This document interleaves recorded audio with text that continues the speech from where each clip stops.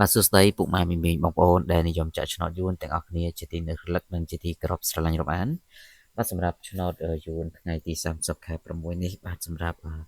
តម្រុយលេខឆ្នោតលេខតូចនឹងបាទយើងក៏មាននៅតម្រុយលេខសម្រាប់ឲ្យបងប្អូនយកទៅធ្វើការផ្សល់សំណាងបាទជារៀងរាល់ថ្ងៃផងដែរហើយបងប្អូនក៏កុំភ្លេចចុច Subscribe និងចុចជាម្នាក់មួយផងបាទដើម្បីជាភាពងាយស្រួលក្នុងការទទួលបាននូវវីដេអូថ្មីៗជារៀងរាល់ថ្ងៃហើយបងប្អូនក៏ទទួលបានក៏បងប្អូនជាការចូលចែករំលែកបាទចូលរួមបាទដល់ជាកម្លាំងចិត្តដល់ខ្ញុំបាទផងដែរក្នុងការរៀបចំនៅវីដេអូថ្មីៗចែកជូនទៅកាន់បងប្អូនបាទចឹងយើងកុំឲ្យបងប្អូនទន្ទឹងរង់ចាំយូរយើងចូលទៅកាន់តម្រុយរបស់យើងតែម្ដងសម្រាប់ឆ្នោតជូនថ្ងៃទី30នេះបាទចំពោះលេខដែលយើងនឹងធ្វើការផ្សងសំណាងលេខហ្នឹងគឺសម្រាប់ឆ្នោតយួនហ្នឹងគឺយើងលេខម៉ោង10 កន្លះម៉ោង1 កន្លះហើយនិងម៉ោង4 កន្លះម៉ោង6 កន្លះមួយទៀតបាទយើងលេខ4ម៉ោងហ្នឹងឆ្នោតយួន2លើកម៉ោងខាងលើហ្នឹងគឺឆ្នោតយួនថ្មីហើយ2ម៉ោងក្រោមគឺឆ្នោតយួនចាស់បាទបងប្អូនទាំងអស់គ្នាអាចលេខបានទាំងអស់គ្នាសម្រាប់ថ្ងៃទី30នេះអញ្ចឹងយើងចូលទៅកាន់តម្រុយរបស់យើងតែម្ដងសម្រាប់លេខសម្រាប់គ្រាប់ទី1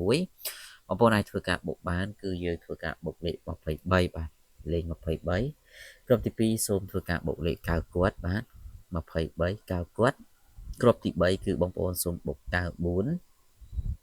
ហើយនៅគ្រាប់ទី4នេះគឺយើងលេង06បាទហើយចំពោះលេខធំថ្ងៃនេះក៏យើងមានមួយគ្រាប់ដើម្បីបងប្អូនយកទៅធ្វើការគុណផ្សំសំណាងផងដែរគឺបងប្អូនសូមធ្វើការលេងនៅលេខ419គុណបាទ419គុណ